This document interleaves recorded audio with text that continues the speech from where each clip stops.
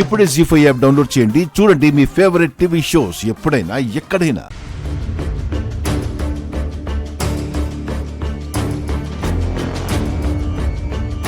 లోపలికి రామ్మా, కూర్చుందువు గాని రా. వద్దండి, కూర్చునేంత కుదురుగా లేదండి నా మనసు. ఏమైందమ్మా? నా బిడ్డకి నేను జన్మనిస్తే మీరు జీవితాన్నిచ్చారు. మీ దగ్గర మొదలైన అక్షయ జీవితానికి మీరే ఓ పరిష్కారం చూపించాలి. ఏం చేయమంటావమ్మా? రేపు మీరు మా ఇంటికొచ్చి అక్షయ అవని కూతురని అందరి ముందు నిజం చెప్పేయండి.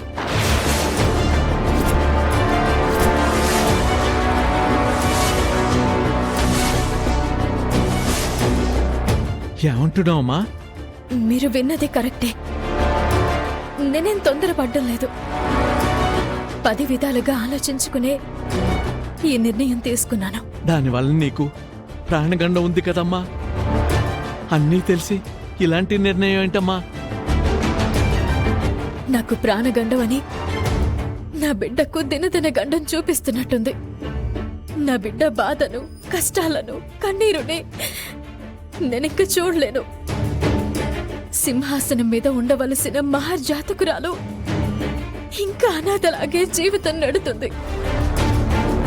పూలదారిలో నడవాల్సిన ఘట్టమనేని వంశవారసురాలు ఇంకా ముళ్ళదారిలో నడుస్తుంది. నా బిడ్డకి విముక్తి కావాలి నారాయణరావు గారు.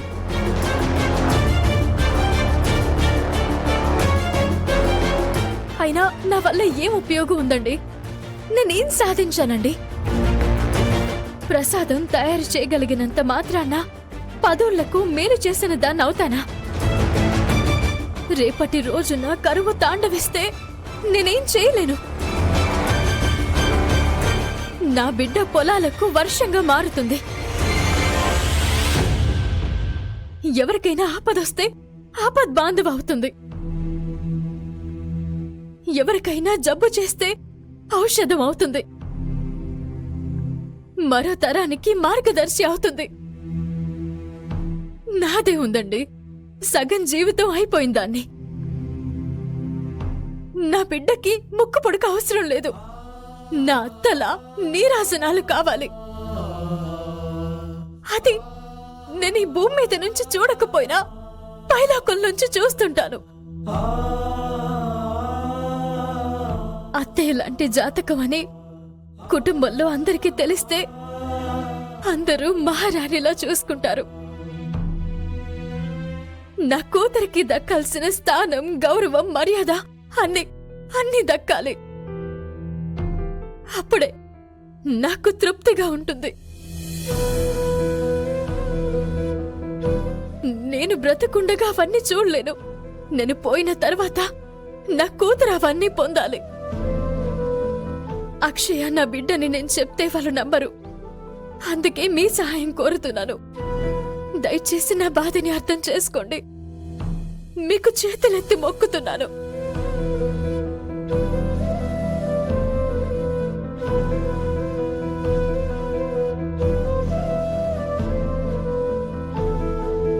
నీ బిడ్డ గురించి నువ్వు ఆలోచిస్తున్నావు. నువ్వు నా బిడ్డ లాంటి దానివి కాబట్టి నేను నీ గురించి ఆలోచిస్తున్నాను. కానీ నువ్వు నా మాట వినేలా లేవు కాబట్టి రేపు నేనొచ్చి అక్షయ్ నీ కూతురేనని చెప్పేస్తానులేమ్మా.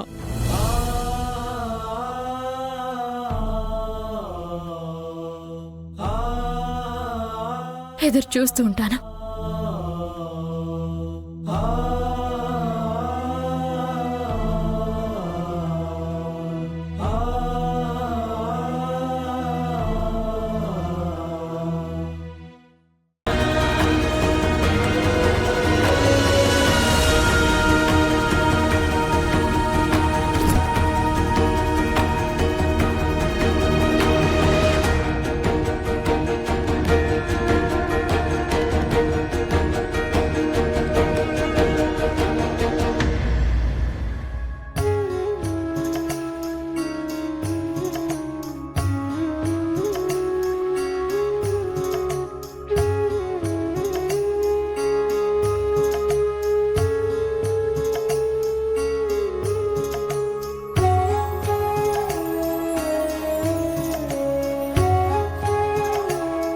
పుట్టు పరుపులు నీ సొంతమైనా ఇలా నేల మీద పడుకున్నావు.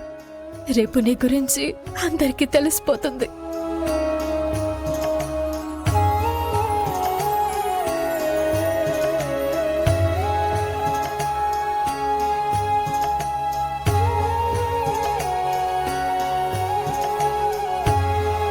మేడం, నిద్రపోలేదా? రేపటి నుంచి ప్రశాంతంగా నిద్రపోతానమ్మా. నిన్ను చూడాలనిపించింది, అందుకే వచ్చాను. రోజు చూస్తున్నారు కదా. చివరిసారి చూసుకుందామని. ఏంటి?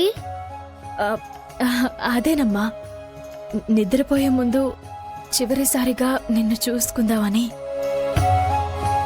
రేపటి నుంచి నిన్నందరూ మెచ్చుకోవాలని అమ్మవారిని కోరుకున్నాను.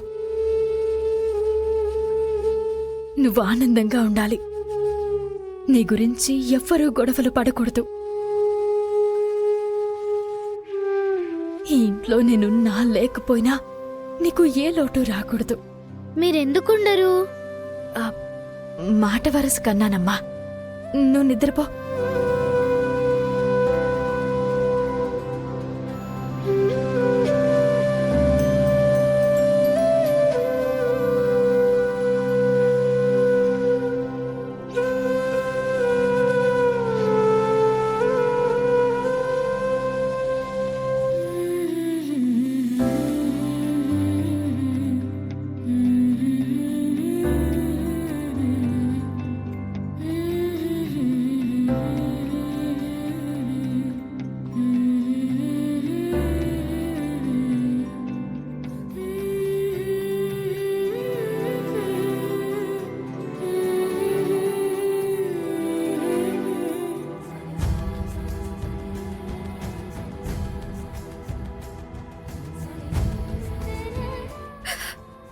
రేపటితో నా భర్త బిడ్డకి దూరమైపోతున్నాను.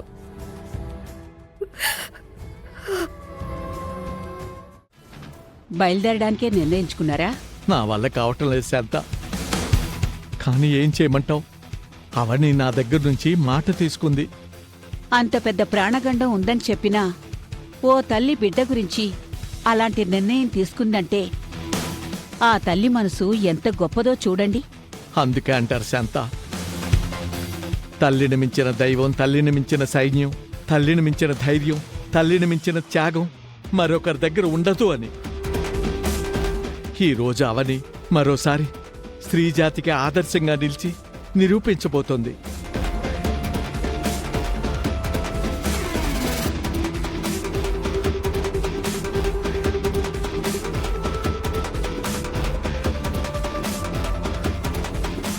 మాటిచ్చిన ప్రకారం ఇక నేను బయలుదేరక తప్పదు. మీకు ఆరోగ్యం బాగోలేదని అవనికి ఫోన్ చేసి అబద్ధం చెప్తానండి. నిజం వాయిదా పడుతుంది. ఆ విరామంలో తల్లి బిడ్డలకేమైనా మేలు జరగచ్చేమో.